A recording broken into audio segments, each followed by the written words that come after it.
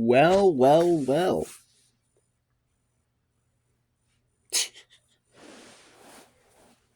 This was big. What is up, you guys? It is your boy, Brenton Biggers here, and welcome to another video. And today, we had two trades that happened when I was gone, and they are extremely big. These are not underrated trades where it's like, oh, we're trading, Chase Brown, or something like that. No. It's not those types of trades. These are huge. These are going to impact teams for the better or for the worst, and it also could potentially impact their entire.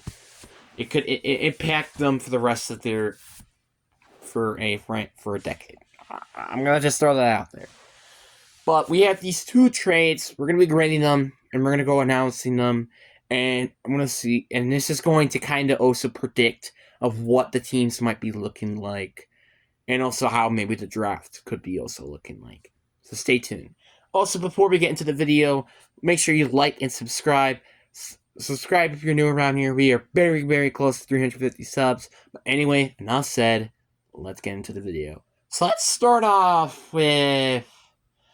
I would say these are honestly, I don't even know which one would be the biggest trade, but obviously, I think this might be maybe not the biggest trade, but who knows. We have Stefon Diggs being traded. Now, I kind of had a feeling that this might happen because, Diggs, he has a contract, and it's not maybe the greatest that Bills may think.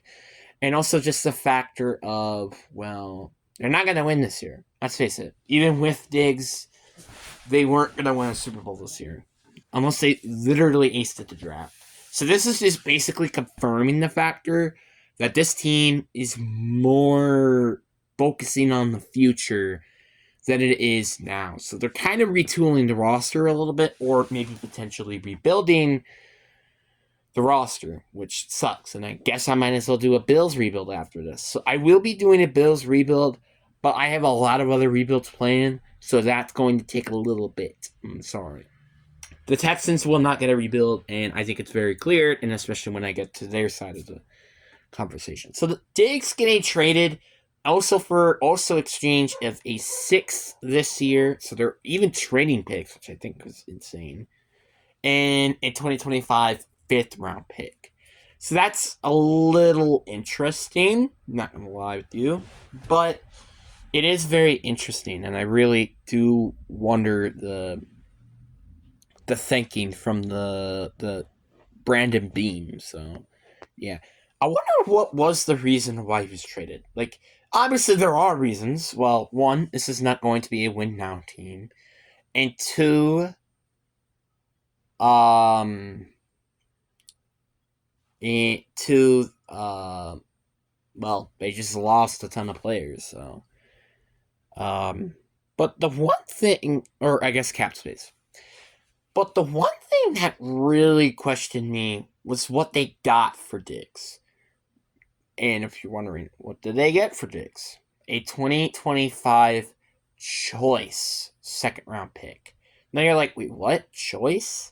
So the Texans a month ago they traded down from the Vikings for exchange of the Vikings 2nd round pick, and I'm pretty sure the Vikings 2nd next year. So they got 2 2nd round picks for exchange of the 23rd overall pick. And honestly, I'm very curious to see how that goes. Because the Vikings have been rumored, well, obviously, from mock drafts, they are going to draft a quarterback. So this is a little interesting. I wonder why they decided to trade up when they could have just maybe used those assets to trade up. I don't know, but I mean, again, I don't know what the thinking is. But the Vikings are going to draft a quarterback. Yeah, so that means basically this is probably going to be a very mid in the round 2nd round pick, I would say. I don't think they're going to make it to the postseason, but they're also not going to get a top 10 second. So that's what I would say. The Texans, on the other hand, I think are going to be probably a very late 2nd. So I would say it's probably the Vikings 2nd round pick, but you never know. But it's very interesting to say the least that they only got a choice of the second round pick. Honestly, I thought at first this was a conditional second round pick next year that could became any first. That it depends on what happened. But no, this is a second round pick next year, and it's just basically which one's the highest overall pick. Honestly, very interesting. I'm not saying this trade sucks for the Bills, but I kind of do say that this is a pretty bad trade. The fact you're actually losing, actually, funny enough, they're losing draft picks. You're losing one additional draft pick. So actually, then it's obviously in terms of the value wise, the second round pick is more value than a fifth and a sixth. Yes. But Diggs is so good. Like, in my opinion, I would say Diggs is a top 3 wide receiver. And honestly, I would personally say that Diggs was what made Josh Allen this level of a quarterback. So this is a very interesting trade. I am giving him an F. I don't really see the listen.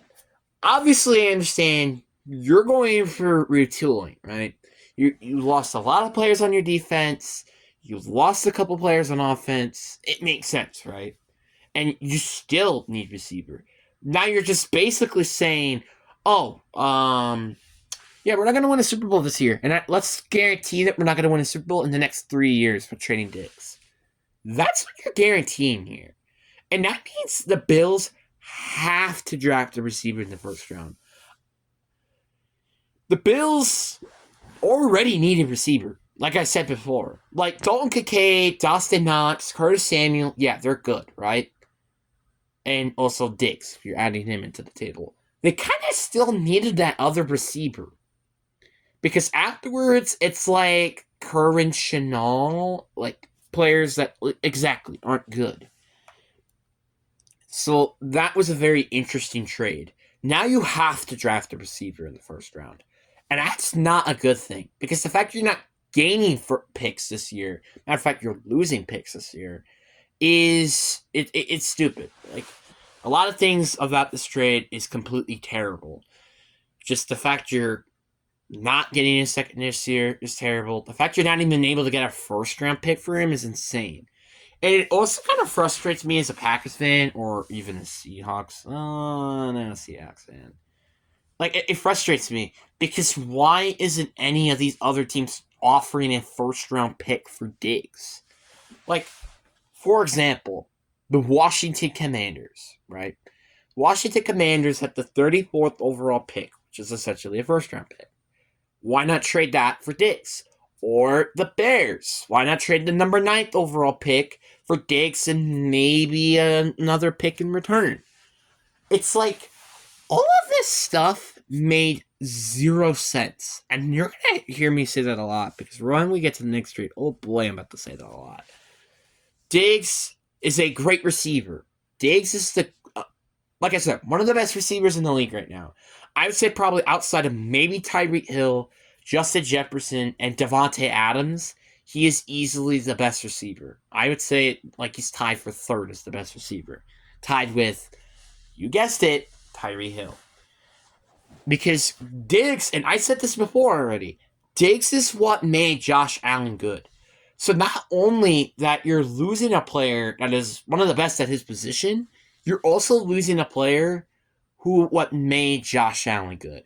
So you have 0 idea if Josh Allen is going to be good still, or he's going to suck like he used to back when he didn't have Stefon Diggs, which was back in 2019 and 2018. That is not a great sign, may I add you. That is not a great sign to look at if you're a Bills fan. So, F. I don't really have to explain anything else afterwards. The Texans, they get an A+, because they did not trade a lot for getting him. And you're getting basically the best receiving core in the league by far. And this pushes you from basically being a playoff contender, even though I would say they were kind of also contending the Super Bowl, to now officially Super Bowl contenders. So that is a lot of things you did just in one trade. Does it stink that you're losing draft capital? Yes. Yes, it does. But let me explain basically what the trading down from 23rd you get. So the Vikings were, I think, 11 overall, if I'm not mistaken. So add that with 32, you have the 43rd overall pick, right? Then you have the second round pick next year, which now turned into Stephon Diggs. And then you got a 6th and a 5th. Well, 5th next year. You get the 6th this year from the Bills. Then you have a 5th next year. That's what you got for trading down. Honestly, pretty freaking worth it. Like, bruh, like, you're telling me you're getting Diggs, a second round pick next year, just to move, like, what, 19 spots down? That is so worth it. Why? Like, even, like, I think even moving from 1 to 20, that would have kind of been worth it. I don't know, maybe. Maybe not, I don't know. But still, it's still well worth it either way. And I'm glad that you made this trade. A+. I don't really have to say much. But then we have the next trade. Dang, I talked about that way too long. But this might not be as long. You have Jared Goff getting traded for the number 2 overall pick in the NFL draft. Can I just say this one thing? And actually, this is. Oh yeah, actually, this is the one word how I would describe this. Why? Because both sides did not need to do this trade. And that's why they're both getting Fs for this. Yes, I'm giving both sides Fs. I can't believe that you're giving both sides an F. But let me explain. Washington Commanders, I might as well start with them. Is Jared Goff a good quarterback? Absolutely. I think he's a good quarterback, and he was always kind of underrated.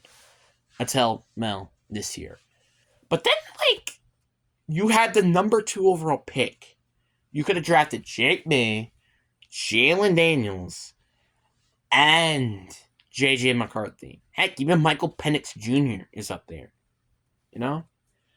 You could have drafted basically any quarterback you want, except most likely Caleb Williams. So what was the purpose of this? No idea. Because, no offense to Jared Goff, is he worth the number 2 overall pick? No. Like, I don't know. Who was this a drafted number 2 overall pick like 5 years ago? Oh yeah, by the way, this was recently a video of player. Okay, let's see here. Who was drafted 5 years ago?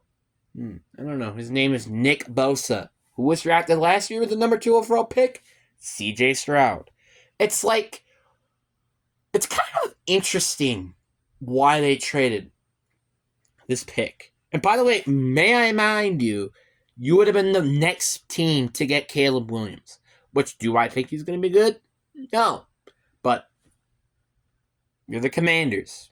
A way better team, functionally, than the crappy Bears. So, I'm just saying that. But, Jared Goff, I'm not saying he sucks, but then also, you're throwing him from a team that had a top 10 offensive line with a couple of good playmakers and arguably one of the best running back duos in the league to a terrible line, the worst in the league, may I add you.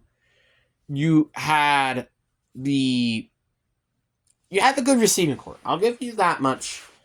But outside of Dotson and McLaurin, you have nobody else.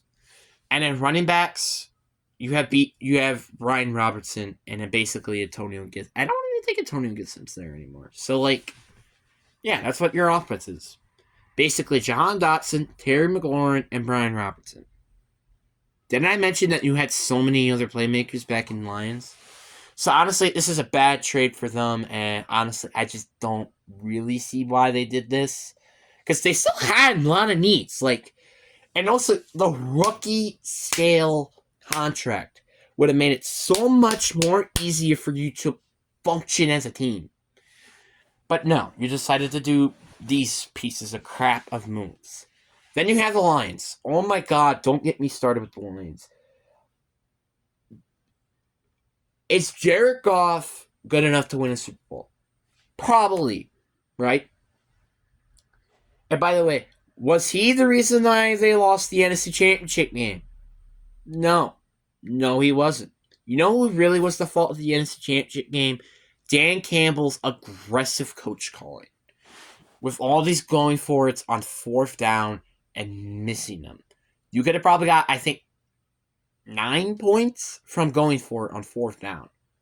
May I add you, that would make them won by 6 points. That is why Dan Campbell, in my opinion, is probably going to get fired next year. It's because of this aggressive coach calling, and it's terrible.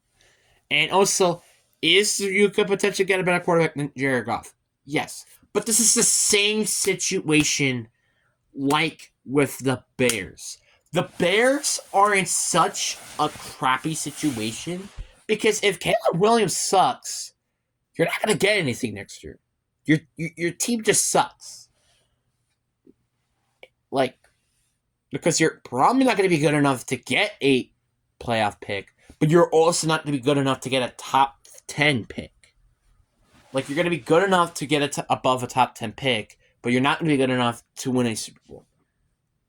I'm just saying. Well, I mean, I wouldn't say they probably would be in Super contenders for the Justin Fields. Anyways, but you get the point. The Lions are in that same situation. They're not good enough to win a Super Bowl this year, for sure. Obviously, I think a lot of us can agree with that. But they're also not going to be good enough to make it to the top 10 because of poor QB play. This is why this is such a terrible move for the Lions. Is your roster basically constructed now? Yes. So drafting a quarterback? Well, yeah, it would make sense, right? If they needed a quarterback in the first place, but they didn't. The only position I would easily say they had a need outside of quarterback was corner. I would definitely say that it's a factor. Look, you did get more value. I will admit with that part. You did get more than what Jared Goff was even offered for. This is actually probably what it probably was. This is the Commandos. We were talking about maybe trading a second overall pick for Jared Goff. Lions are like, hell yeah, let's get him, Let's do this. And then they're going to make it official and stuff. Honestly, I still think it's one of the most stupidest decisions in franchise history. Lions, this is why you're a terrible franchise. Watch this pick fall apart.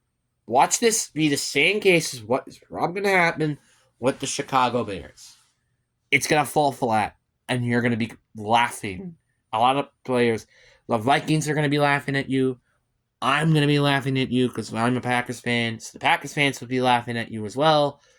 Basically, the entirety of the league, except the Lions and the Bears, would be laughing because of how stupid these decisions are that you keep making.